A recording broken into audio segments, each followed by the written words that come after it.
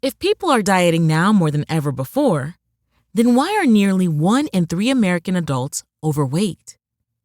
Dr. Gundry, who's helped thousands lose weight and feel younger and healthier than ever, says most people are not getting enough fat-burning MCTs from their food. MCTs are a special kind of compound that instead of turning into fat when you consume it, turns into ketones, which is a chemical that breaks down the excess fat in your body. So, by getting more MCTs in your diet, you essentially flip a switch that puts your body in caloric bypass mode, which can flush out excess fat and calories. And he's created an easy way for you to activate caloric bypass right at home. It's called MCT Wellness. This powerful blend of fat-flushing MCT powders and antioxidant-rich polyphenols is designed to help you unlock your body's fat-burning, energy-producing potential. What's even better is that it's a delicious drink. I love how incredible it tastes. All you do is add a scoop to water, enjoy, and watch as you start feeling slimmer and more energized. So, if you want to experience a quick, easy, and effective way to melt pounds fast, go to GundryMD.com/energy and order right now to get up to 53% off your regular price order with a 90-day money-back guarantee. Again, that's GUNDRYMD.com/energy.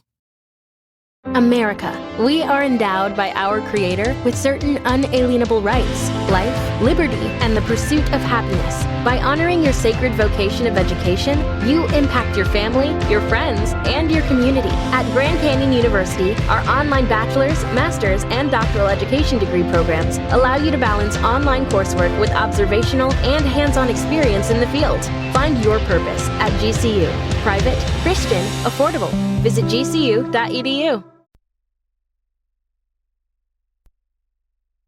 This episode is brought to you by Indie Insights, our bi-weekly newsletter and love note to independent film.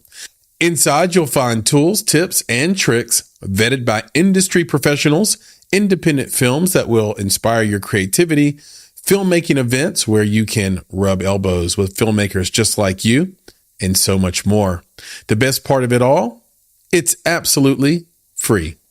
All you have to do is go to www.bonsai.film/subscribe, and within a few clicks, you'll be part of our newsletter community.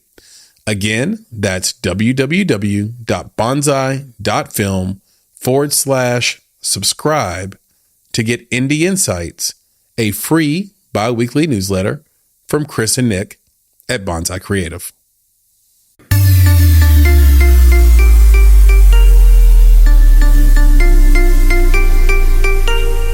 You're listening to Make It, a podcast by Bonsai Creative that helps creatives in film get where they're going faster by sharing the advice, knowledge, and insights of professional creatives across the film industry.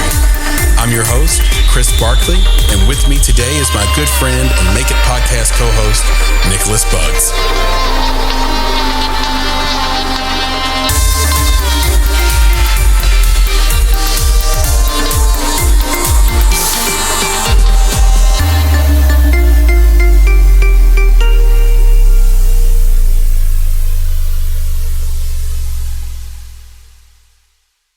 Hello, Chris here with another episode of the Make It podcast, and this is an Indie Talk week, and I have my good friend and guest on this podcast, Roxana Baldovin. Roxana, say hello. Hi, guys. Thank you, Chris, for having me on today. Absolutely. Can we just call you Roxy for the rest of the conversation? Absolutely. I like to say I'm like I don't know if you guys know this, but Robert De Niro, everybody calls him Bobby. Mm-hmm. So that's kind of like my Bobby is Roxy for sure.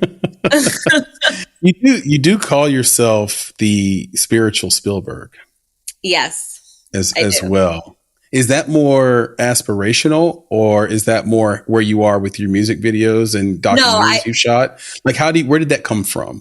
What's the story? So that's really interesting because I do believe that in my early days of music videos, I mean, I don't believe, you can go on the YouTube comments of my early videos. It was very much like, third eye things and Illuminati. Like I started my career in conscious rap. And so, with that came a lot of crazy theories on my comment sections of my videos. Actually, for my Doja Cat video, Tia Tamara, someone created a whole 12-minute long video about how we were secretly working for the Illuminati and all this Illuminati symbolism in the video. But I would say it's definitely aspirational because I have not made a feature film yet. That's something I'm working on now. And I think that it's aspirational, but it's also where I am in my heart. And I think you have to be at a certain place with yourself before you can release it to the world. So I think it's something I've always been. But I was talking to my business coach, Danielle Bigby, and she was talking about, when we were talking, she said to me, where do you see yourself? What kind of films do you want to make? And, I want to make spirituality mainstream. I think that I really like alliterations. So spiritual Spielberg, but more like in the realm of Christopher Nolan. You know what I mean? Yeah. He takes these like crazy concepts that are, bigger than we are, but he somehow makes them blockbusters. So, I want to talk about past lives and I want to talk about, communicating with the afterlife, but not in some in a way that doesn't make you seem kooky, in a way that's like, it's just something we can't understand, but it's something that's absolutely out there. Yeah. And there's a lot to dig into there. So, and we are going to definitely dig into that because there are these weirdos that think that Doja Cat is like a devil worshiper and there are all these weird things going on. And they're just, I always view it as like, these are just people that are actually afraid. They're like afraid of everything. And so, cause think about it this way. Like Doja Cat is, I think, 5'2".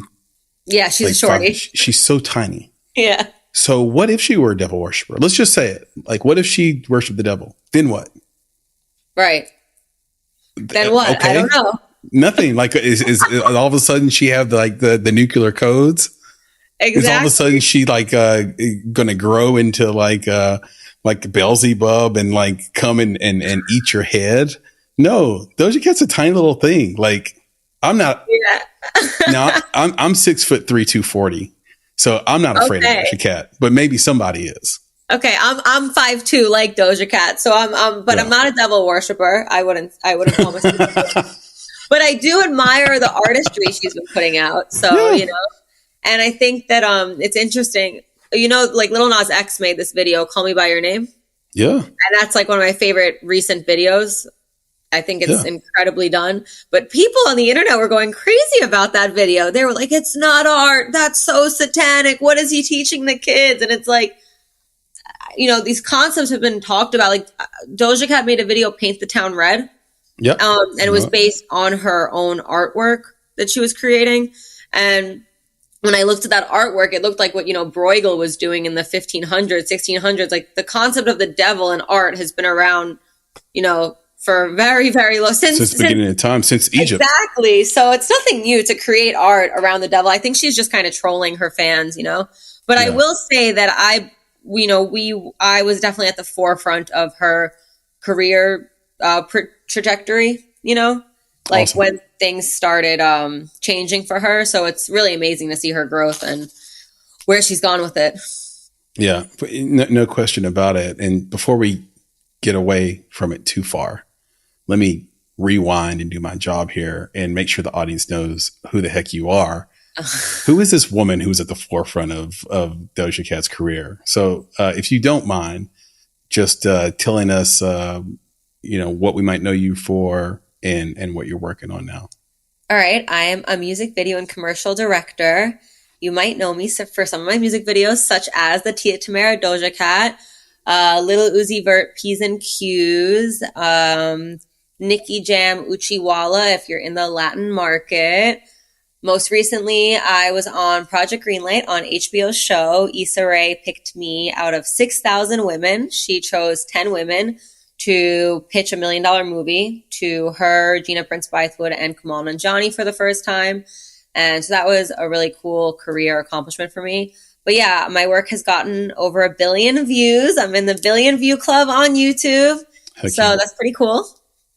I love all that. That is so impressive. And I hope we get a chance to just cover a lot of this in the time that we have. But I do want to start with something that may not be obvious to the audience, which is that you're an immigrant from Poland. Yes. I just came back from Poland. I spent over a week there. I went to Warsaw, Krakow, and Auschwitz. Wow. Okay. And yeah. And so like, it was amazing. First of all, just how nice everybody is. Krakow like far exceeded my expectations. Like I was like, oh my God, like people are nice. The nightlife is crazy. Now the Russians own all the strip clubs, but you know, like once it hits a certain hour, in downtown Krakow, then yeah, it starts to change a little bit. It wasn't bad. It wasn't bad at all, like whatsoever. I went, it's weird. I got drunk at an Irish bar in Krakow. So I got drunk at an Irish bar in Poland and, ended up karaokeing Biz Marquee. But, what song? What's that? Just a Friend? Just Friends. Just Friends. Yeah. I know. I could go karaoke with you right now a cappella on that one. Yeah, exactly. So I had the entire bar just bouncing. That's fire. Yeah. And I barely remember it, but it was, it was a great night and a great city. So talk to us about Poland. Well, that's a loaded question, but I guess. And making it to Brooklyn, I suppose, which is where you're at now, right? Yeah. No, right now I'm in LA, in Hollywood. Oh, you're in LA. You moved to Brooklyn and then moved to LA, right? Well, I was born in Brooklyn. I'm first generation. My mother's an immigrant. Got it. But I did grow up very intertwined in two cultures, and I would say 3 to 4 cultures really, because my mom was born in Ukraine, but she grew up in Poland. Oh, wow. And then my dad was Italian. And so, but he was like real Brooklyn Italian mobster type, It was like, there was a lot going on in my household. Yeah. But yeah, Poland is a really interesting place. My parents actually live there now. So I go there a couple times a year, at least once a year, really. It's really interesting being a first generation person, because I feel like everybody has a different relationship to the country of their parents. Like I speak fluent Polish. I could have said I speak fluent Russian, but at this point I understand fluent Russian, and my Russian is pretty shitty. If I'm being honest, I speak better Spanish than I do Russian now, but I was only half an immigrant. But there's some people that, both their parents are from one place and they don't even speak the language. So, I credit my mom, but I also credit myself, because, I didn't really like being around my family and like not being able to talk to them, or like having them talk. And then I'm like, I don't know what you're saying. So back to Brooklyn, I grew up in a place called Brighton Beach, which is the largest influx of immigrants from the former Soviet Union. So the USSR broke up in 1991. I was born in 92. And so, a lot of my friends were either their parents just came to the States from Georgia, Kazakhstan, Armenia, whatever, in 1989, or they came in 1998, and my friends were born there, came when they were younger. And so I grew up around everybody around me, spoke Russian, was my boyfriend came to my neighborhood 2 months ago. He was like, this looks like 1980s in Yugoslavia. So I really grew up I grew up in Russia, basically. I mean, now it's not so crazy too, because it's my mother's from Ukraine, but I speak Russian because the conflict of Ukraine and Russia, it's that culture was erased. You know what I mean? The culture of Ukrainian, it's really interesting talking about this 1991 thing, because kids that were born over there and lived there from 1991 onwards, they speak Ukrainian. There's more nationalism there. Whereas anyone that moved to Brooklyn or moved anywhere, but I talk about where I'm from because we're all still very much you go back there and nothing's changed. I mean, now it's more like Uzbeki and Turkish, but like it's still of that part of the world, you know? Right. But like, I went to Georgia in 2017 and I was so excited to like speak Russian. They don't speak Russian. They speak better English. They speak Georgian over there, you know? So it's really interesting. Like, I think the politics of that part of the world is really complex, and it's such a diverse part of the world where people hear the word Russian and they think like white and blonde. And it's like, no, Russia's 75% in Asia. So, you know, it's like, my culture is a very interesting thing in my life. Also because my mother grew up in Poland because the Jews were exiled from Ukraine. And then they were exiled from Poland to America, which is why I was born in New York. Yeah. People don't really talk about that. They think like, you know, the war ended in 1945, but it didn't, you know. So that's my long-winded story and my thing. I thought that I shut off my iPhone. Sorry about that. No, it's all good. And you make a really great point as well about just the area and the diversity of the area. Like half the people speak Russian, there's people who speak Ukrainian, everybody speaks English, which kind of speaks to America's hegemony and sort of power. You know, half of my family lives in Fischbach, Germany. So my mom's Black, my dad's German, he's born in Germany. Is your mom American? Yeah, American Black, yeah. Mm-hmm. And he was adopted because he was in the Kinderheim. This was like right after World War II. My Oma in Germany, like, couldn't afford to have two children because she already had one. None of the men stayed around. My grandfather was like a French mercenary, like crazy guy. Apparently, I don't even know that. Like, we had similar dads, I guess, or your dad, my grandfather, I should say. Right. In terms of, you know what I mean? You know what I'm saying? What's the Kinderheim? Oh, it's an orphanage. Okay, that makes sense. Yeah, so orphanage was adopted from there, brought to the United States, and they changed his name to an American name, like, you know, so he's born, you know, Benovec.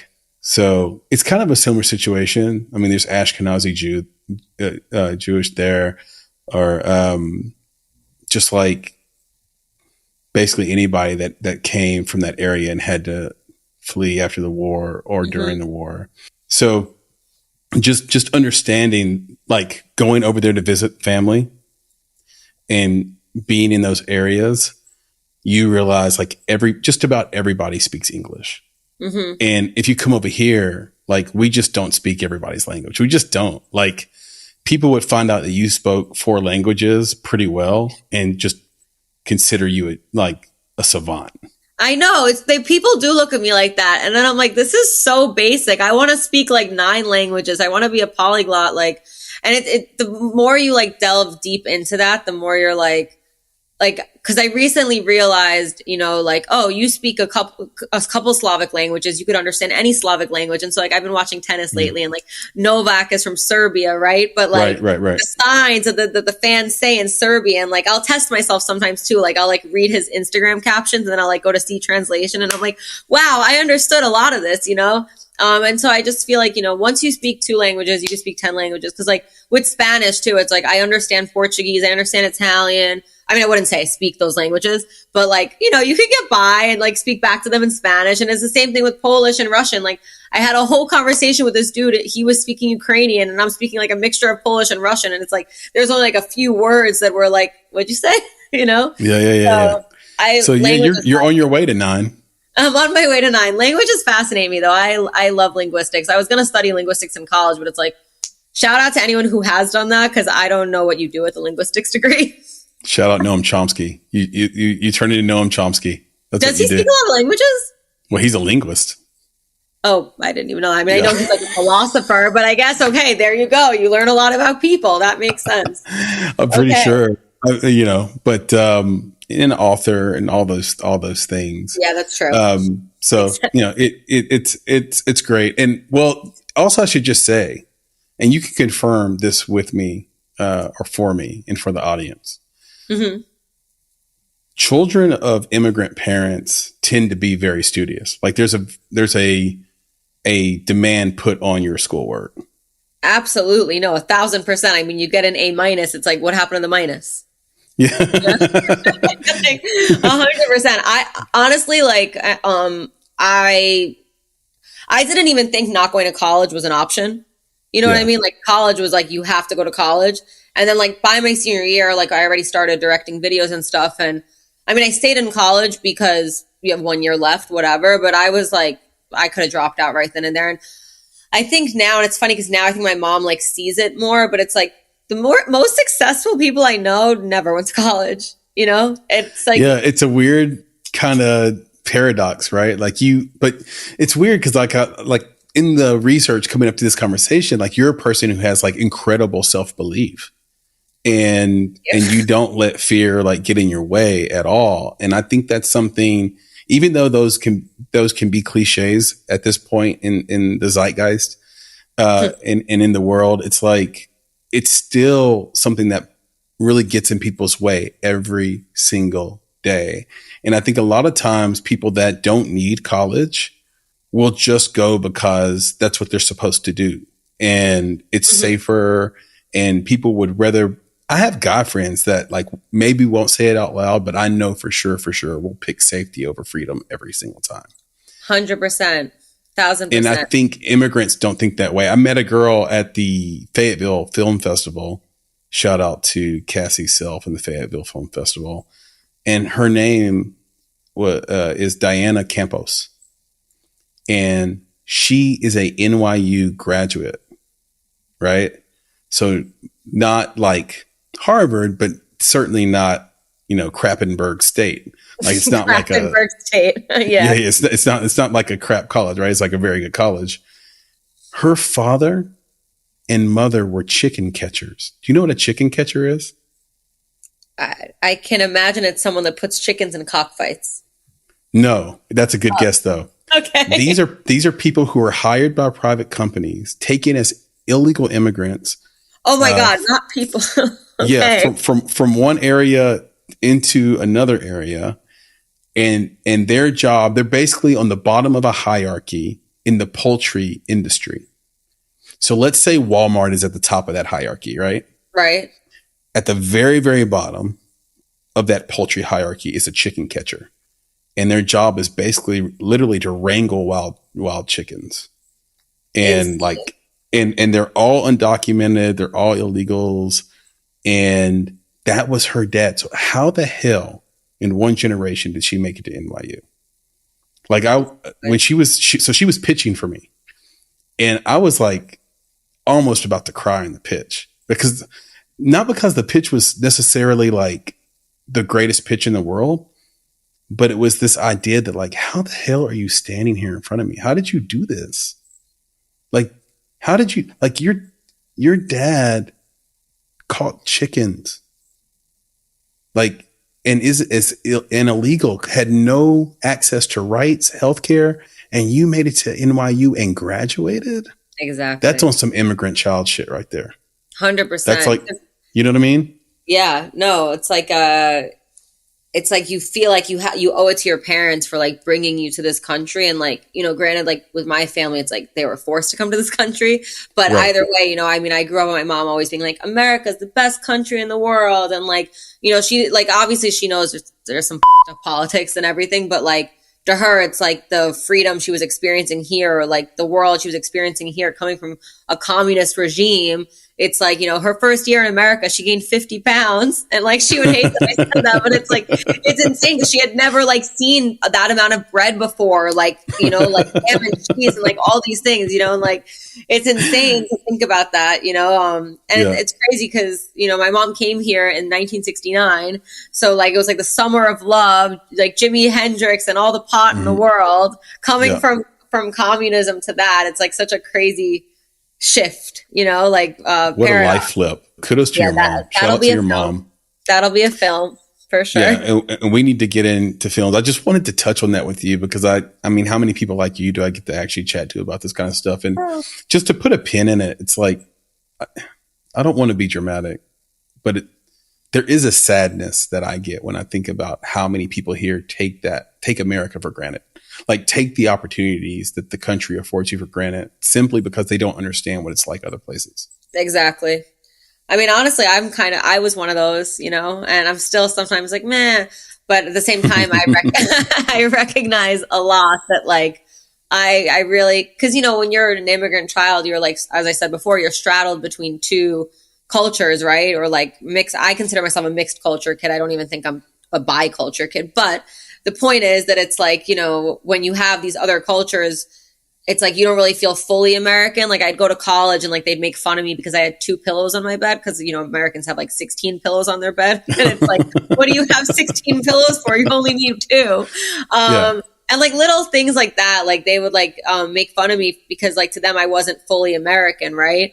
But then, obviously if I go to Poland, it's like, oh, your accent's so cute, And so I definitely feel like a mixture, but I'm grateful for having those experiences of both because you are able to, weave through and see the different experiences. So, and I feel like you're able to, like, I feel like I relate the most to children of immigrants, honestly. Like it doesn't matter where in the world their families are from, but it's like you said, it's like, oh, immigrant children are more studious, right? And it's like there's like so many little things that are like that you can compare and relate to more with immigrant children than non. Yeah. And it's not the same, but your story reminds me of my sister Michelle a lot, where, in high school, the white girls didn't accept her because she's basically the black girl in the group. And we're down here in the South. For those listening that don't know this podcast, I am in beautiful Nashville, Tennessee. And it's just in Nashville. You come back and you and your boyfriend come through and your mom come through. I'll give you a key to the city. I'll take you around, show you where to go. I love it. Or at least text you and tell you where to eat. That the New York Times or some other magazine didn't tell you to eat it. And then she couldn't hang with the black girls because the black girls thought she was like this light skinned sort of like her hair wasn't right for them. She ended up marrying a Laotian dude. Wow. And all of her friend groups were like, her main friend group growing up were all Laotians and Korean people. That's so that was the group that would accept her. And my brother-in-law is a Laotian dude. So super cool, by the way. Beautiful babies. I think so. So. I need to probably introduce one of them to you. She has similar aspirations to you. So absolutely. 100%. I want to talk about Project Greenlight because you mentioned that before. Mm-hmm. That's incredible. I think that's a lot of people's dream to be able to audition for that and then be picked. I think there's 6,000 people or more that come out for that and, pitch for that. So can you share what your pitch was and can you give us an update on like where you're at with it right now? Yeah. So, I was not, so basically the way Project Greenlight works is that they pick 10 women and then it goes down to 1. So I was only in 1 episode. We were, which was still like, that experience took over basically all of it. Yeah. It, like, honestly, like I've never really won an award before or anything. Like I'm still waiting for that VMA. So, just to be chosen, like I had no connections, no strings, nothing at all. I was the only music video director that was chosen. Everyone else was like a narrative filmmaker of some sort. Mm-hmm. And so, just to be chosen and to go through all of that was definitely like an affirmation of the universe to me. So Project Greenlight used to be a show with Ben Affleck and Matt Damon where they chose 10 directors, but it was always men, mostly white men. So that's why they brought it back, with only women. Issa Rae, Kumail Nanjiani, and Gina. Gina did Love and Basketball, and then she most recently did The Women King. But that experience for me, so it's funny, my audition tape, actually, I did play on, being a world traveler and being an immigrant. I was in Colombia visiting my friends, and because, they kind of just want to get a sense of your personality when you're auditioning. Yeah. And so I made my audition tape. My audition tape is actually still on my Instagram on a reel because I was like, tag Project Greenlight to pick me. But I was in Colombia and, I was just like, when I'm not working, I like to be traveling the world. And, I showed myself in all these different places because my real dream too, you talked earlier about no fear. And it's really interesting because fear you all the time. Like you might think that you don't have fear and then you're like, oh, fuck, wait, there's another thing that's happening. And like, limiting self-beliefs are always kind of like, in your head, even if the world may not see them. You know, you see people at the top all the time and they're like scared of things. So it's really interesting. But yeah, my dream is really to be like an Anthony Bourdain, you know, like a travel host. And when I was on Project Greenlight, even though I didn't win, I was the girl that had like the most screen time on my episode. And so afterwards, a bunch of producers came up to me and they were like, you need to be hosting more. You're such a good on-camera talent. Da da da da da. And I guess like I had known that before, but I wasn't really going after it. Once the directing thing kicked off, I kind of just like went straight with directing and kind of like put everything else aside, which I think is good in some ways because it is important to focus on one thing. But at the same time, it's like, you know, there is an ability to focus on one thing and still be doing other things slowly. And now I'm doing it. So basically a big lesson for me out of that, you know, I filmed 2 episodes, 2 different, I did one, my Poland one is on my YouTube, Where in the World is Señora Directora, because my friend Fernando, he was not a friend at the time. At the time, he was just a fan on the internet, and he was in London, and he saw that I was in Poland, and he was like, hey, I want to come out to Poland and shoot you. And I was like, okay. And he just wanted to talk about, you know, directing stuff. And I was like, well, if you're coming to Poland, we're making this a travel show. And so that is online. I also I have 5 episodes in Egypt that are coming out soon. So I'm excited about that as well. That's still being edited. Yes, but yeah, I mean, I definitely want to be doing more hosting stuff for sure. The actual process of filming with Project Greenlight was crazy. Because so basically, for 3 days, they locked us in in the hotel at Universal Studios. Yeah, and you're not allowed to leave at all. Oh, wow. You have your lav mic on you at all times, and you know, I don't know if you've seen the Robert Durst murder show on HBO. I have. That was amazing. So you know how they caught him because in the bathroom. Yeah. Literally, I went to the bathroom and they wouldn't let me take my thing off. And I was like, this is how they caught him. Like, that shit is real. Like, that was insane to me.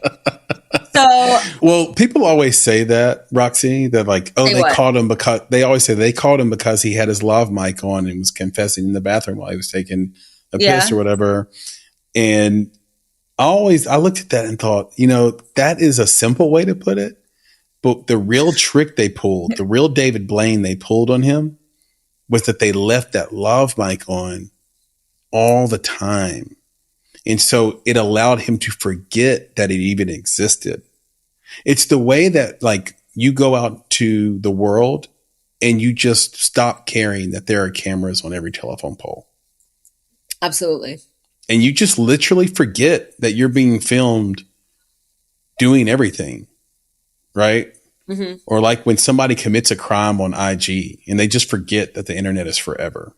It's insane. Like, because you're just so used to it. You're just on there all the time and nothing ever comes of anything. And then you do something, right? Like, I think, so that's really how they got him, is they just made it where that microphone was part of his life.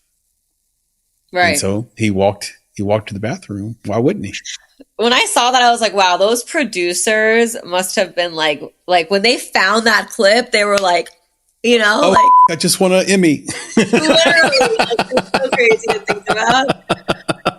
So yeah, so they wouldn't let you take it off, which is weird. Like, is there like a penalty if you would have said, hey, I'm going to the restroom, chill out? No, because I mean, the girl that ended up winning, Miko Winbush, I mean, she was, you know, she throughout the experience, not when we were just all there, but I'm saying like, if you watch all of Project Greenlight, you know, the producers were getting really mad at her because she kept on taking it off and she was having meetings without them and stuff. So, you know, I was abiding by the rules like a good immigrant girl. Nothing wrong with following the rules. But no, that experience, was insane. Shout out to all these people that are on like Love is Blind and The Bachelor and things like that, because those 3 days where I was filmed nonstop and it was about my career, like I had never felt so exposed in my life. Also because like the stress and anxiety of like not knowing what they're going to end up using of you. Right. You know what I mean? Yeah. You don't know what's like, going in the edit. And then you're like, you don't know how they're going to paint your picture. And like, I'm just naturally a confident person. And So, they kind of painted me out to be like a Kanye type, which, I mean, there's nothing wrong with, I mean, now maybe he's a little problematic, but like overall how he felt about his artistry, like he had every right to feel that way about his artistry, like in the Yeezy documentary when he's like banging on the door playing All Falls Down and they're like, kind of like, so after I left the experience, I was like, like, are they going to like, so the girl that, won, her mom died. Right. And the story was a mom and daughter story. And so I had found out that her mom died, like, she died like within the year of the filming. And so I found out that her mom died, and then my dad died too. Right. And so when she won, they were like, oh, do you have anything to say? And I like I got emotional because I was like, oh, her mom definitely, made this happen for her. It was her mom that did this. But I was like, oh my God, are they going to make my tears seem like I'm like sad and jealous because she won, when it's like, I just got emotional because I was like, wow, her mom really gave this to her, I don't even remember what ended up in the cut now, to be honest. Now everybody has to go watch it. Everybody has to go watch it. And comment below. Yeah. Don't meet your heroes. If you're on YouTube. Don't meet your heroes. I don't know if you should use this or not, but I'm going to say it and you tell me what you think. But honestly, like, it was really sad having what Issa Rae said about me was a little upsetting to me. Because, she was someone that I'm doing a TV show about I'm writing a TV show right now. And, it's loosely based on my life and my experiences and being a music video director and being a woman and all these things. And, so I used, I studied Insecure for like a year before even getting on the show, just like as a basis of like, its similarities to my show, whatever. And then, the first thing she said about me on camera was, she reminds me of one of those people that when you ask them what they want to be when they're younger, they're just like famous. And it was like so because I'm like, number one, Issa, you've put yourself in everything you've ever made. You didn't want to be famous. Number two, it's like, I thought it was a show that was championing women. And then like you see a woman, like to me, my whole thing is like, I want everyone to feel confident in themselves. Like I'm not out here thinking I'm better than anyone. I want you to think that you're the best version of you. And me being confident in me, I hope that inspires you to be confident in you. But she took my confidence and kind of made it more of like she's so full of herself type thing.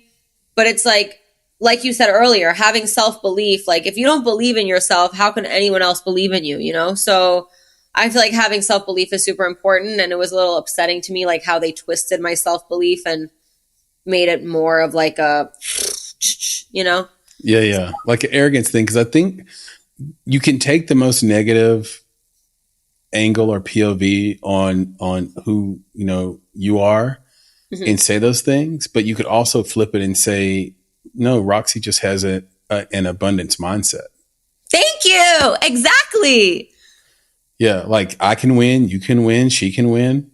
Like we all can. It's an abundant world. Like we all can go do our thing. It's not like, I don't know if you ever saw that movie Funny People with Adam Sandler. Yes. A while ago. Yeah. It's like all those people in the house, had this sort of paranoia and cynicism about their ability to make it. And so that in turn, they all were just kind of undercutting each other and competing with each other to see, because they felt like only one of them can make it. And that's just not really how the world works. Now what I have seen though, is where you have a lot of people who think that they deserve to have a certain outcome and haven't earned it. So, I have been in that situation where I'm around a group of people and there's somebody who just isn't working every day. They're just not, or don't have good taste. Like they just can't buy that. Like either you have good taste or you don't. And like you connect or you don't. We just had Glenn Ginsburg on, who's the president of Q Media. He works with all these, influencers on YouTube to market feature films. So he does like these giant feature films and sort of gets influencers like Mr. Beast to talk about them organically in their shows. And he was like, it's a real talent to be able to just get on camera and captivate a million people. Like that's not just a thing everybody can do. And there's a skill to that. And it's so nuanced that you can't go take a course on it. And it's just one of those taste things again. Like you're either somebody people look at and don't want to turn off or you're not. And so I think that's happened. But in general, if you said 5 people live in a house, they all have great taste. They all work equally hard on their craft and they all have real talent, then all 5 of them are going to make it. Exactly. You know, it's the premise of your podcast, right? Everybody's on the path of making it for themselves. That's right. Yeah. It's a little bit of a double entendre because, you know, when this podcast started, it was just me going around to film festivals because I'm just like you. I went to school for journalism. Really? So, yeah. So I have a journalism degree, mass communications. And, where did you go to school? Middle Tennessee State University. Okay. So fun trivia, largest university in the state of Tennessee. Okay. So larger than UT Knoxville and, in terms of, enrollees. So my journalistic brain was like, let me just walk around and stick this recorder in people's face and just ask them, what does it mean to you to make it? And most people replied, I just want to pay my bills doing my art. And, you know, at the time I was just very accepting of that answer. And I think I've come to find that maybe 80% of them want a little bit more than that, maybe 90%. Like it's a little bit more than that. They don't want to just like get by paying their bills doing their art. They also kind of want to be recognized for doing great art. They also want to be rich and maybe they also want to be famous. So I think that making this podcast was like, okay, you can make it and get all those things, the money, the fame, the awards, but to do that, you have to make it. So you have to know the technical, like how to use this camera, which is a nice segue to asking you about how you got started in music videos. Because I think for a lot of people listening, they're like, yo, you worked with G-Eazy, you worked with Doja Cat, you've worked with Snoop Dogg, you've worked with Wiz Khalifa. Right. Like you've shot videos for them. That is the dream. Like, how do I get started doing that? And so I am curious how you got started in that, and then also how you picked up the technical part of it, like controlling a set as a director, knowing what shots you want, knowing what look you want, lighting, everything. So it's two things. It's really interesting because number one, I felt what you said on a visceral level just now with that making it thing, because that's a realization I had. I mean, I've always wanted to like be big and be like a rock star in the industry for sure. But I feel like I did get pretty complacent without even realizing it, of like, oh shit, I'm paying my bills completely off my art. But then I woke up one day and I was like, wait, I want to make movies. And if I don't start doing that now, which I'm super grateful, and I love music videos and I would never bash them at all. But I'm just like, if I don't start making films, nobody's going to make my stories for me. I'm just going to be like in this thing. And so I think the optics of it are like, oh shit, she's so successful. She's worked with Snoop Dogg. And like, yeah, I think in some ways I am successful, but is that the level of success I want to be in? No, there's levels of success to it, you know? Right. To answer your question though, I think I maybe won the geographical lottery in the sense that I grew up in Brooklyn. And so, you know, in Brooklyn, I feel like a lot of people are inherently creative, and there were rappers that needed videos. So the first video I ever made got 12 million views. And that was like, I didn't know. I mean, I'm credited as DP in that. Yeah. Which like, I mean, yeah, I don't even like, it's so funny maybe it's imposter syndrome, but I'm like, it was a Mark II, 5D camera. Oh yeah. You know, like this was like TVT, but there's a few things to it. It's like, number one, I met G-Eazy at a concert, like as in he was watching the concert. It was Turnstile. I saw G-Eazy in the crowd and I was like, it's funny because a boy ditched me that night. And I met my boyfriend through G-Eazy. So it's really funny how the world works. Mm-hmm. I was so upset that this dude ditched me. And the minute I saw G-Eazy, I was like, nope, the universe has a bigger plan for me. I mean, I didn't know that it was going to end up with me shooting my biggest budget music video in Paris and then meeting love of my life. But, that's how the cookie crumbled in the end. Yeah. But just me seeing G-Eazy, I was like, this is a sign from the universe that I need to go up to him. And so I went up to him and I was like, yo, I'm a music video director, And I had actually written 4 treatments for G-Eazy. And there's like a running joke for music video treatments, like prior to. I could also talk about the treatment process if you'd like as well. Sure. Because I think the treatment for a music video is so much different than for a feature film or for a series. Even, yeah, definitely, because the music video versus commercials are so different.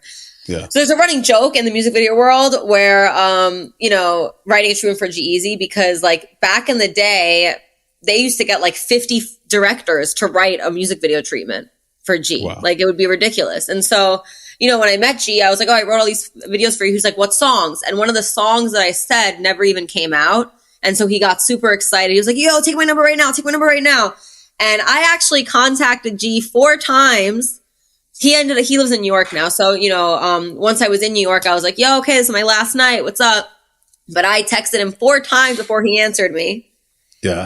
And then the 4th time he answered me, we met up in the studio. He played the song like within a second where like there was I love him so much. Like that's my boy.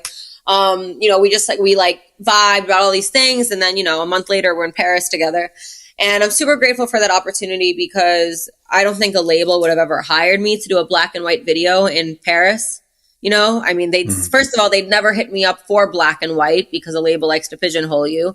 Number 2, if you write, hey, I want to shoot this on location in Paris, they'd be like, bye, Right. So I say all this to say that perseverance is key, and also, like you said earlier, I think it was before we were filming, like how I'm always going for it. It's like, if you see someone, like the worst that would have happened, me going up to G, he would have been like, nah, I'm good. Sorry. Right. But like, I tried and you miss 100% of the shots you don't take. So like, listen, I met Sofia Coppola the other day I went to see, I'm in the DGA, which is amazing. Another big accomplishment of mine. And so they were doing a screening of Priscilla and I knew right away that I was going to go up to her. And she gave me her email address. We'll see what happens. Fingers crossed.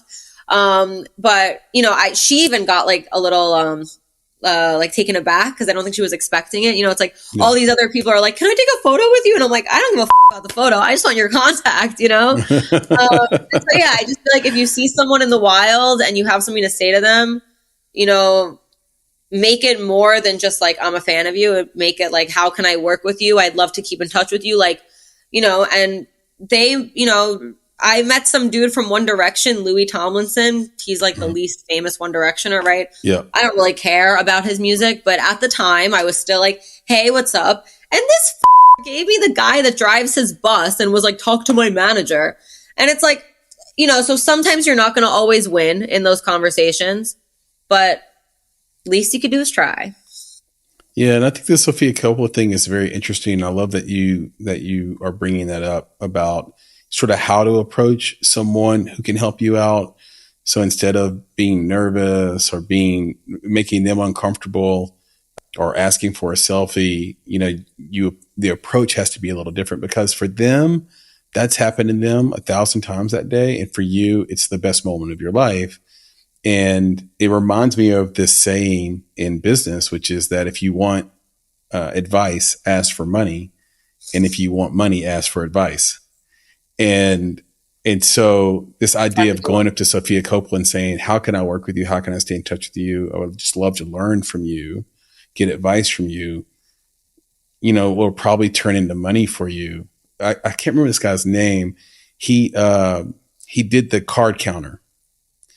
And I think he met Scorsese the same way. And now Scorsese will EP movies that he's written and directs. And I think the last one he did was the card counter. I could have the story wrong about how they met completely. So I need to be fact checked on that. But I just know that they have this relationship where people will think it's a Scorsese film, but it's this guy instead. Yeah. Paul Schrader. Okay. I'm going to look the story up. Yeah. Shout out to Paul Schrader, who made the card counter, which is very, very, very, very underrated. And you should all go watch that. Has Oscar Isaac. Oscar Isaac is like, I'm happily heterosexual, but very, very. That's your boy crush. Pretty close. I love it. Pretty close, Roxy. Oh my goodness. But yeah, just, well, also it's talent. It's talent. I'm highly, highly attracted to talent. Like I have this theory that like there's a reason why men always fall in love with a girl with a guitar. Yeah.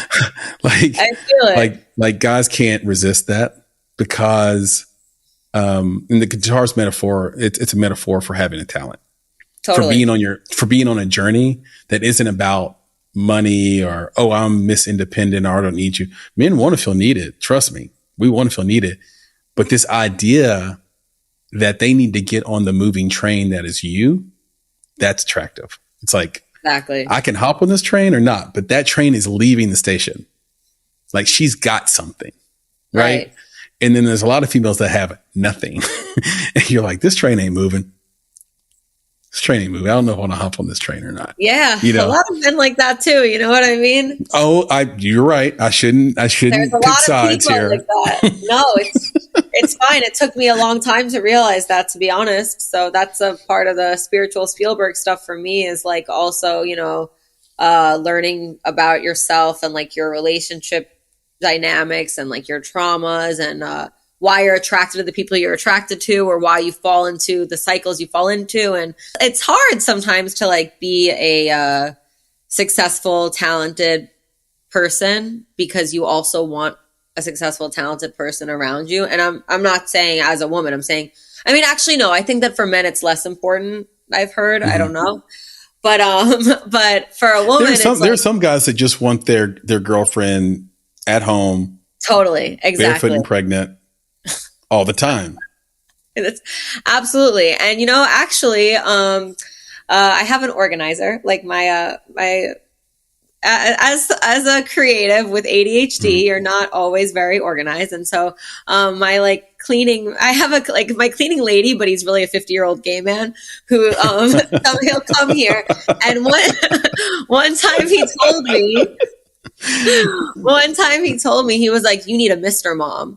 And I was like, I don't want a Mr. Mom. I want to be a power couple. And I found my power couple, so I'm really happy.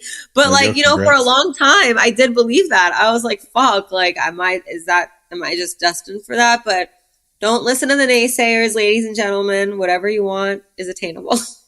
Yeah, yeah. And there are some women that I think work really well with the Mr. Mom because totally they want to stay in control and of their destiny, of their future, of their direction. And I think Britney Spears had that, right? Like, wasn't her husband like a Mr. Mom? I don't know. Yeah. I can't remember. I hope I'm not. He still is. I hope he's not an oligarch and I just don't know it. But no, I think he was playing the background role, letting Britney, dance with the knives and be Britney. And, and then she was like, no, I'm good. Or maybe he was like, I'm good. I can do better. Oh, you're talking about the new guy, Sam Ashgari or whatever. No, I'm talking about the guy she just divorced. Yeah, Sam. Yeah, okay. Yeah, that guy. I don't know. He could be an oligarch. I don't know. I could have a whole podcast about pop culture, to be honest. But yeah, me too. I would just say things that are just completely wrong, but are my opinion. So it would make it even more fun. Right. There is a stereotype about music videos, especially hip hop music videos. Yes. How did you learn to control the set so that you actually got something quality out of the shoot? And what was the gap between that very first video shoot and the last one you did? It's really interesting because I feel you asked me this earlier. The thing with taking control and directing, I don't want to be that first time director again. I think about how stressed out I was and how I didn't really know what I was doing or where I was going. And I feel like at the beginning days of directing, you're definitely like a chicken without a head, and at least for me, I remember thinking a director's supposed to scream and a director is supposed to be angry and but it's no, I think it's really about putting in your 10,000 hours and the more you do it, the more you know how to be calm. I think as a director, honestly, our main job is we're the captain of the ship, right? So we're supposed to be the calm ones. Let the producer freak out. Let your AD freak out. You cannot freak out because if you freak out, the whole thing will be a mess, And it took me, I don't know how long it took me, maybe like a couple of years, I would say, honestly, to like really get that down. I didn't mention this earlier, but I started with my ex-boyfriend. We were directing together. And so the gap in between when we were directing together and when I started directing alone, that was 8 months of me not working because nobody would hire me because they were like, oh, well, what have you done on your own? And so when I started directing again by myself, I think that that was really like a new chapter for me in terms of like, I think that like 8-month gestation period of me not directing, I remember the first time I was back on set, I was so nervous and I was like, can I even do this on my own? And, you know, we rented out, it was the Neon Trees video, Feel Good. And we rented out the whole hotel, the Saguaro Hotel in Palm Springs. And it was like a huge production. It's funny because I feel like once I started directing on my own, I actually had full control over the set. Whereas directing with a man, you know, because there really is that power dynamic of like, well, he's the man, so I'm going to talk to him. And I think people do it without, like, I don't even think, I think it's so like subconscious, you know? And so I couldn't even really own my like director control role when I was directing with him, I feel. So once I started directing alone, it was like, okay, well, I'm the person controlling the ship. And so I think just like knowing your role is super important. And I think the more you do it, the more you learn, you know? And a big part of it is trusting your team. You know, because like as a director, you are not supposed to be the one. Like, of course, there's director DPs. Don't get me wrong, but it's like if you're directing, you're and shooting and producing and editing. Like, directing is such a team sport that like you have to have people that you really trust to man or woman their department. You know. Yeah. So yeah, your team is everything as well. Yeah. And it's the number one thing. So I was on a panel recently and there's a bunch of independent filmmakers, first time filmmakers, and they were all saying, if I had to do this again, I would have listened more. I would have listened more. I would listen more. It just came up so many times, or I would have trusted my team more, And so I'm hearing what they're putting down, right? Like I get it. Like, yes, you were trying to control the whole thing so that your vision came through the other side of your shoot, even though, you know, the thing you write is different than the thing you shoot, is different than the thing you edit, right? Like totally. I know a lot of filmmakers who are like top 5% screenwriters and bottom 5% editors, and therefore their movies aren't good. So it's a tough thing, or it can work in any number of ways. You could be a bottom 5%, bottom 10% storyteller through the camera, because that's what the director's doing. They're directing the actors. And maybe you're not getting the performances you should have got from those performers. And maybe when you're working and sort of scouting the location with your DP, or if you are the DP, like your setups aren't good. And so the way you're telling the story through the camera doesn't work. And therefore, when you get to the edit, your editor's frustrated, or there's not enough B-roll, there's not enough film. Like in a music video, you're trying to like nail it, like almost like you're Hype Williams. And like in a movie, you need the extra stuff. So your editor has a bunch of different, you know, things to play with. You might forget that you have to get all the reaction shots. You might forget that you need plates for everything so that you have a possibility to change backgrounds or to use VFX if you need to. Like these are just things that happen in independent film when you're shooting and you're like, damn, my movie didn't come out like I wanted to. Okay. Could have been, did I write well? Did I shoot well? Did I edit well? And did I try to take too much control? I think though, the one thing they didn't say is what you just said, which is that, yeah, you need to listen to them and take their suggestions, but they also are looking for a leader. Exactly. Like, it is your set. You and the producers, you could argue maybe the EP as well, if it's not an Ivory Tower EP. Like, it's your set. You're in control. It's your job to keep everybody safe. It's your job to you know, make sure that, you know, the intimacy coordinator is there. It's your job to honestly to shepherd the film from what you're doing all the way to the end. Like, it's your job to make sure the film is great. right? And so it's both. It's like it is a tightrope you have to walk, right? Yeah, I think that I'm really grateful that I started in music videos because and I totally fell into them. It was like not my plan at all. My plan was to do documentaries and work advice and you know. But you did a bunch of docs in Central America and South America, right? I did one documentary that I'm working on right now. That was the editing session I was in before this. It's called The Age of Aquarius. Hopefully it will be on the festival. So I'm honestly, realistically, I think it'll be on the festival circuit in 2025. Okay. I shot it in 2012. I let it rest. I came back to it a million times, but then last year I just, invested in it with the editors and like I have a professional post house working on it now. And I think the story was meant to be told now. So, and I see that all the time. I mean, it's funny. I have such a fugazi setup going on right now. I have like my ring light is on a bunch of books and my laptop's on a bunch of books. But the book that I'm looking at right now is The Art of Avatar, The Way of Water. James Cameron is my hero. I love him. And shout out to Jim Cameron. He's a goat. Yeah, Jimbo Beam. Anyway, so Avatar, the Land of Pandora, came to him in a dream 25 years before he ended up making the film. And so, I think that that's something to remind yourselves too, is that like film is a long process.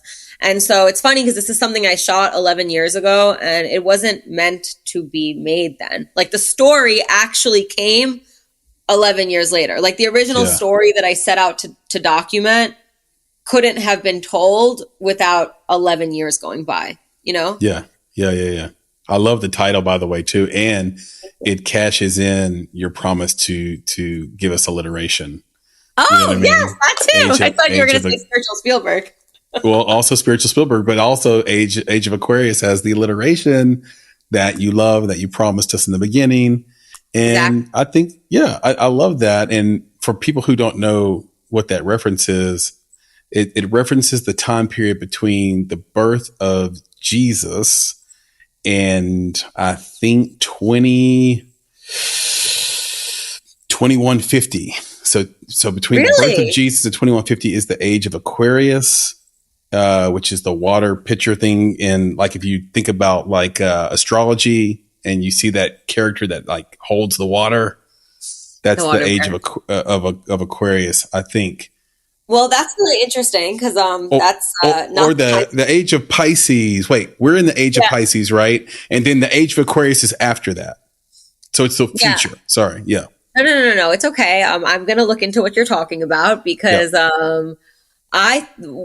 what my documentary is saying is that the Age of Aquarius, well, I don't know if it necessarily started on December 21st, 2012, but the end of the Mayan calendar was December 21st, 2012. Right. And so there are historians that say that the Age of Pisces ended that day and that the Age of Aquarius began after. But, the ages, the Age of Aquarius is a 26,000 year period. So like, what's 1,000 years? Like maybe it did start when Jesus came through. I don't know.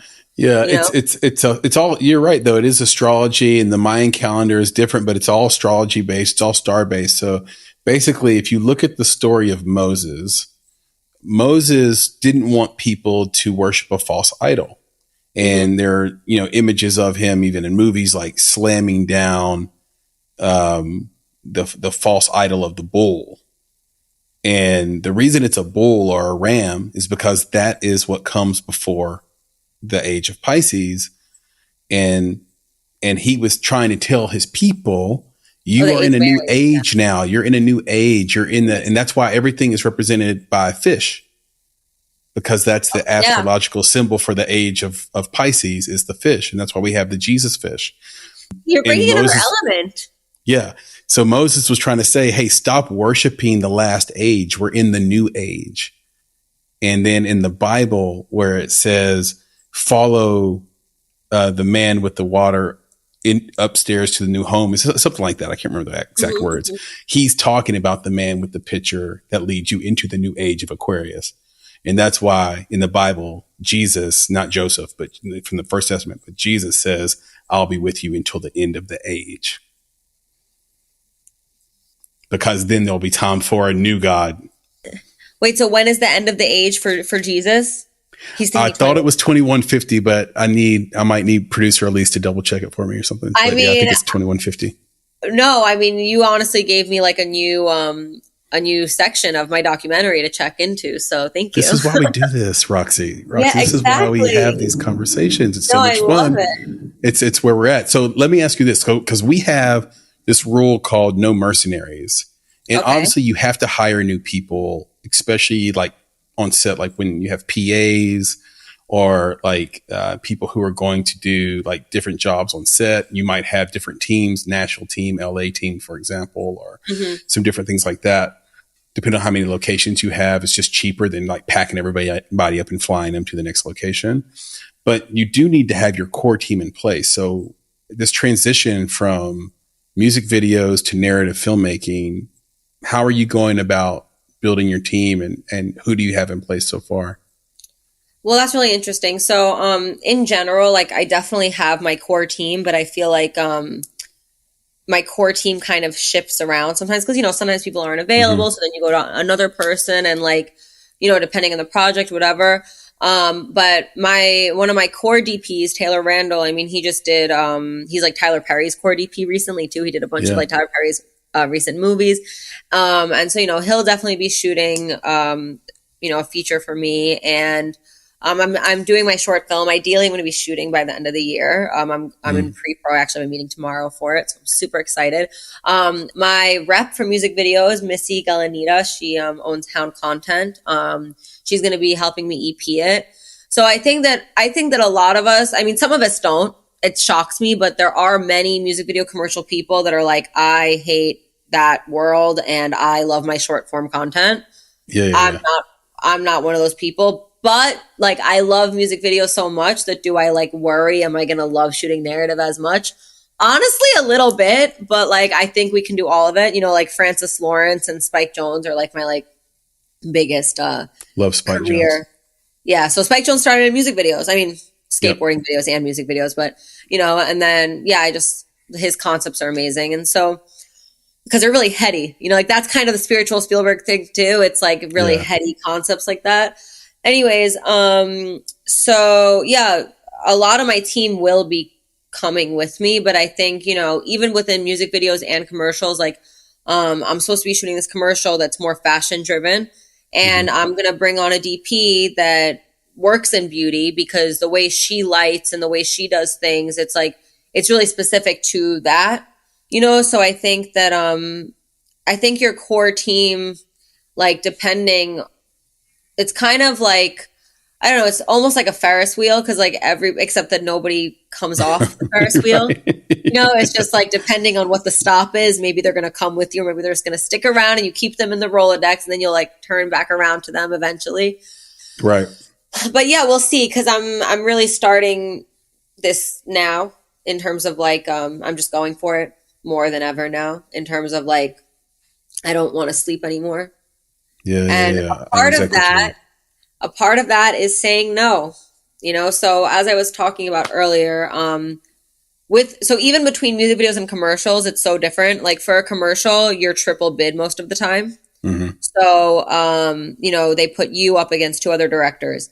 I just did a Marlboro commercial, which was like so amazing. That's what I was in Nashville for. Actually, we shot on the tobacco farms.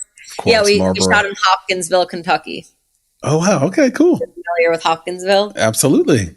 So I was there for a week.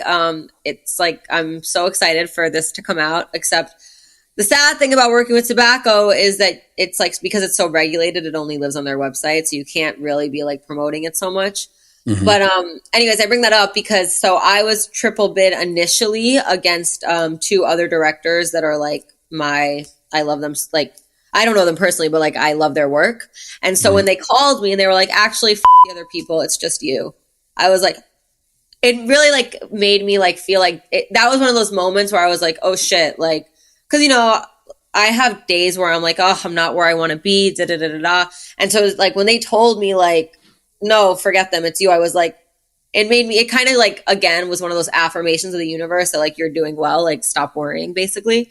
Yeah. But I bring that up to say like, okay, with that situation, like they just picked me and that was amazing. I didn't have to like put together anything, but most of the time, you go against 2 other people. And commercials are super transparent because, you know that they tell you, even if they don't tell you who you're bidding against, it's easy to find out who you're bidding against. And, you know that it's just 3 people in the running.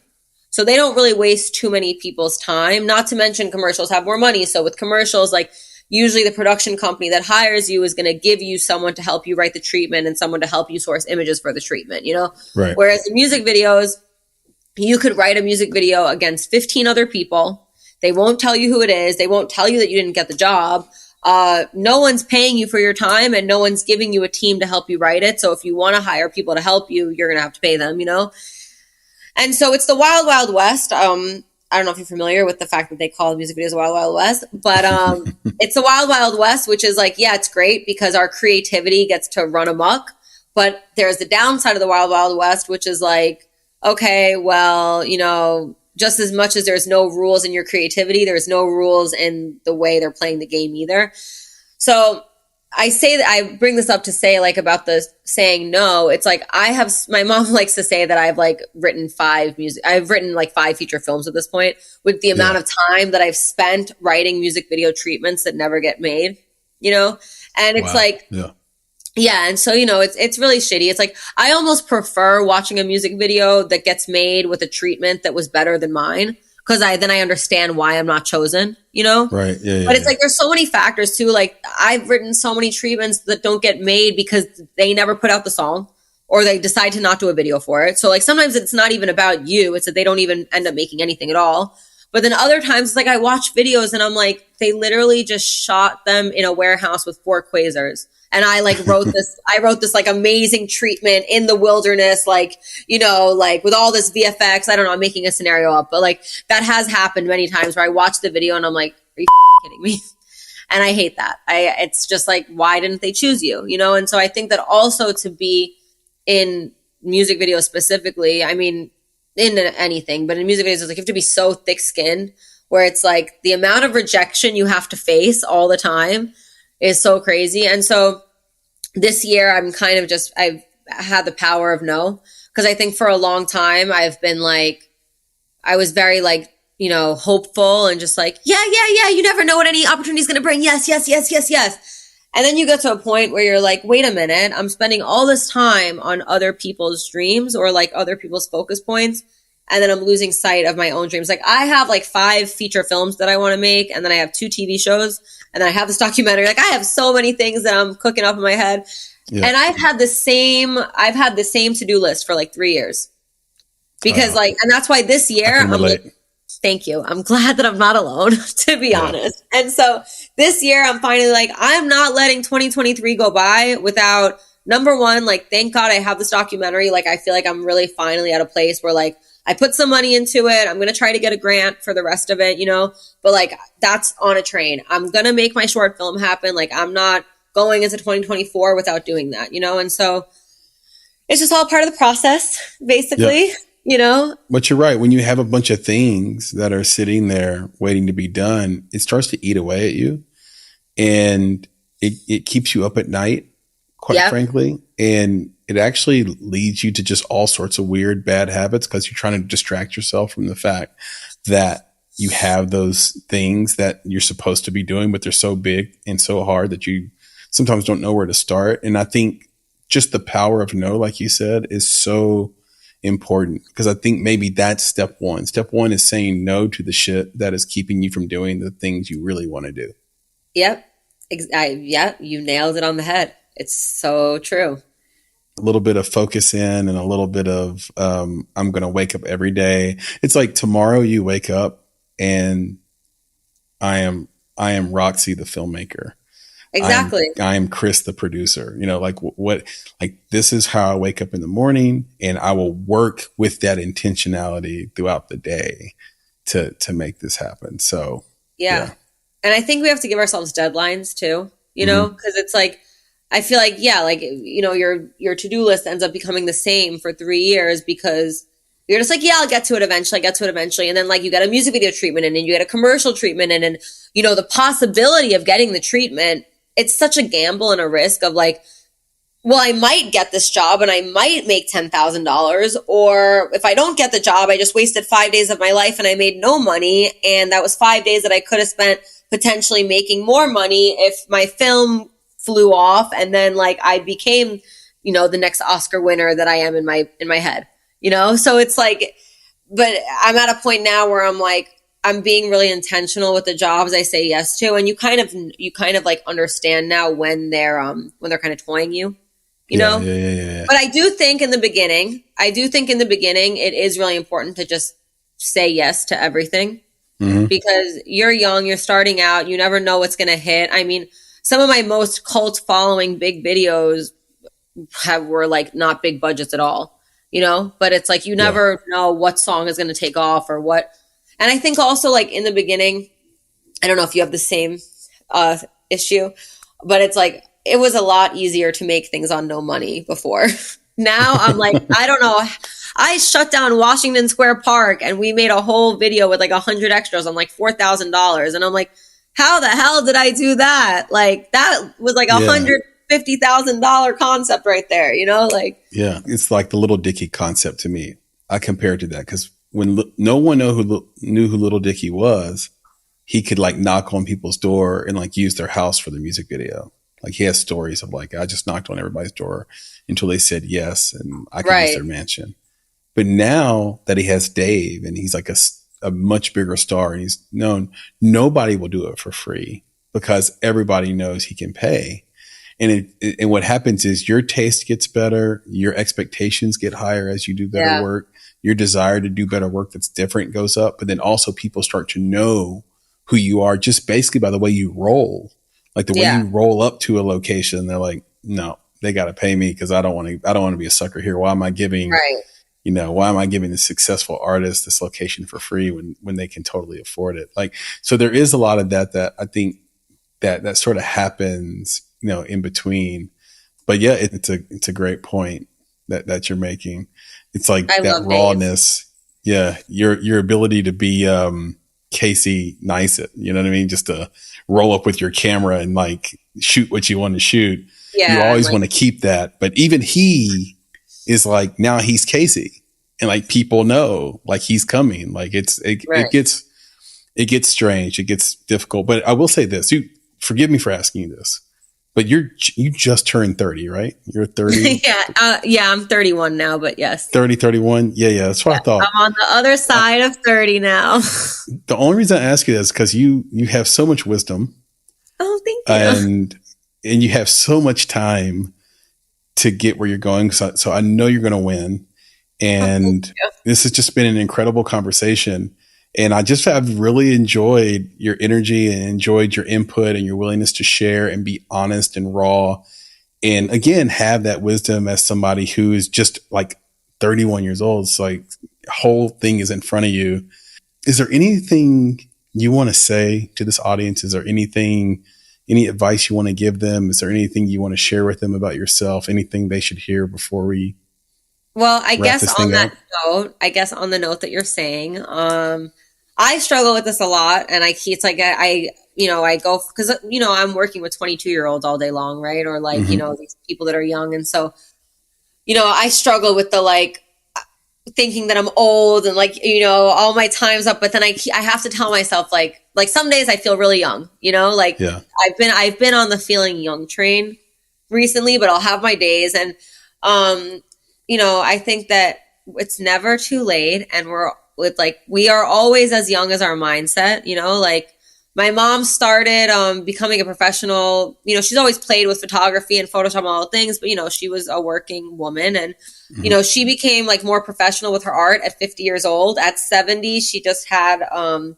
exhibit at the Marriott at the Westin Hotel in Warsaw. Yep. And now like all the Marriotts in the world want to have her art there. I mean, not all, but like, she's going to do Prague next. And then they're talking about Brazil. And like, basically like my mom is in like the renaissance of her career at 69 years old. Shout out to Warsaw.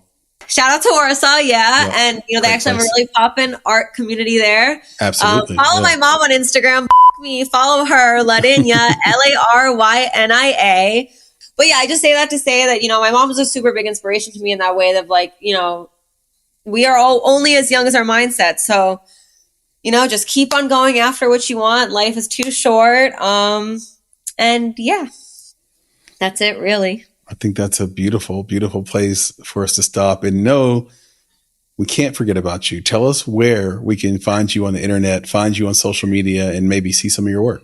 Okay, you can find me at Senora Directora, so Senora, director with an A, Senora Directora. And then my Instagram, that is my Instagram. That's my Instagram and my TikTok. My website is just my name, RoxanaBaldovin.com. So yeah, and also follow me on YouTube. Actually, check out my hosting, like, comment, subscribe, and share my YouTube. I think you could find that with Senora Directora too. I'm not sure, but I think if you type that in, you will find me.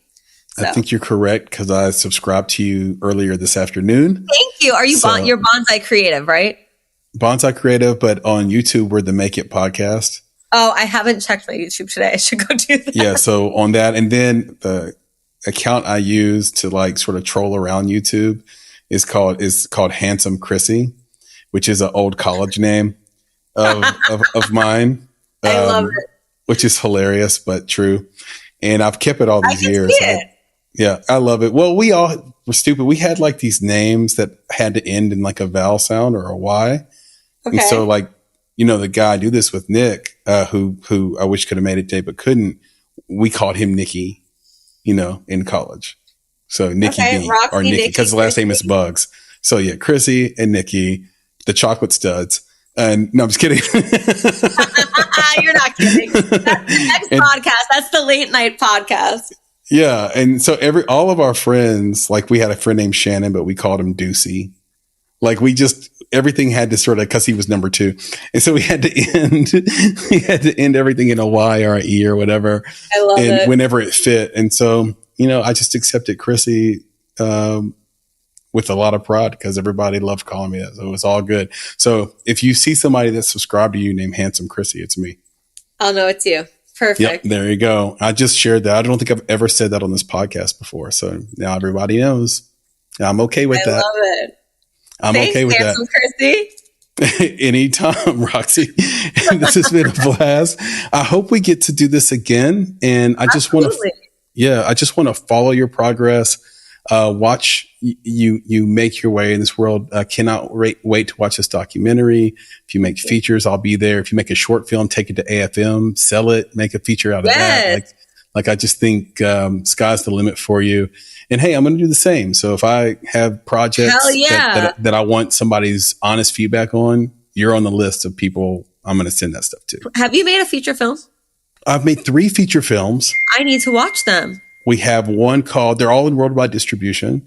Amazing. Yeah. So one is called Another Version of You, and you can watch that. Directed by Maki Dap. He's the guy I primarily make movies with. And then we did Kate Upton's last feature film, but it also has Mike Vogel in it and Ted Welch and Christine Woods, who are all super pros and great. Oh my God. Okay. That's called Adult Interference. And it's like a 90s comedy because they don't make those anymore. Okay. And then we had a horror film / thriller. I think it's more of a thriller called All Light Will End. And so for those of you that listen to this for Halloween, go check out All Light Will End. It'll be fit right into your Halloween mix. And that did a 2-year run on Netflix. So it was a successful movie for us. Yeah, for sure. And then we've done a bunch of short films and a bunch of other stuff. So yeah, it's been a good run so far, but the best stuff is coming up. Of course, it always is.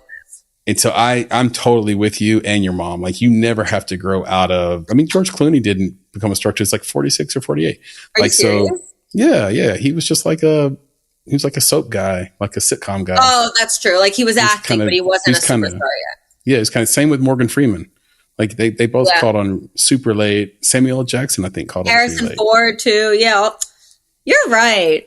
Yeah, because I started acting as well, so I'm like, oh, I'm gonna be a star. Yeah, so there you go. So you can do it. It just matters like what is your taste level, what is your work ethic, what is your discipline to get up and do it every day and sort of live and walk in those shoes. So you've inspired me to keep going. I hope the same is true. And for those listening to the podcast, you can subscribe to us at Apple or on Spotify or anywhere you listen to find podcasts. You can reach out to us at contact@bonsai.film. And we will answer 100% of those emails. You can find Nick and talk to him at nick@bonsai.film if you have any questions for why he was not here in this conversation. You can reach out to me on X, formerly known as Twitter, at Flame in Your Heart, or you can just search for Chris Barkley at this point and I will come right up. And I'm a fun follow on X, so follow me and then ask me any questions you want there and I will answer 100% of those. And of course, on any social, you can find us at _Bonsai Creative, and we answer those DMs as well. And so with that, I will leave us with the credo. The credo? The credo. So we end every one of these, Roxy, with a credo. And the credo is be better, be creative, be engaged. Thank you for listening, everybody. Go follow us on YouTube, subscribe. And Roxy, I'll talk to you soon. Make sure you follow Roxy, guys. Absolutely. Thank you so much. Have a beautiful day. You too. This has been a blast. Yes. Bye, Chris. Bye. You've been listening to the Make It podcast. For more information about this episode, please visit our website at www.bonsai.film. If you haven't already, you can subscribe to our podcast on YouTube, Spotify, or Apple Podcasts by searching for Make It Bonsai Creative, and the show will pop right up. You can also follow us on Instagram, Twitter, and TikTok at _Bonsai Creative, and on Facebook and LinkedIn by searching for Make It Bonsai Creative. In addition, you can provide feedback to us via email at contact@bonsai.film. You now have the opportunity to support the production of this podcast. If you love Make It and are a true fan of what we are trying to accomplish in the indie film community, please consider supporting our Patreon page. We spend a combined 35 hours a week producing each episode. We do this with a small team of go-getters that are passionate about film and connecting people with similar interests across the globe. And we have lots of goodies in store for our supporters, including bonus content, exclusive swag, and discounts and freebies to private film events. If that sounds like something you can get behind, donations start at only $5 monthly. And of course, if you're looking to take a big step toward your film's financial success, go to www.bonsai.film and click on Services to explore our unrivaled approach to film marketing. You have everything to gain. Until next time, be better, be creative, be engaged, and thank you for listening.